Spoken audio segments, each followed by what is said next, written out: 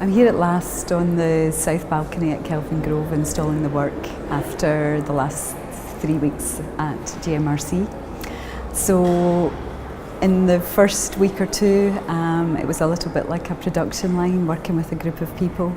A lot of cutting out, a lot of working out of methods, fixing methods, attaching methods, gluing methods.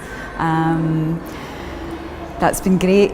Teamwork, all hands on deck, and now I think for the first time in 2 weeks there's a bit of a feeling of quiet and calm.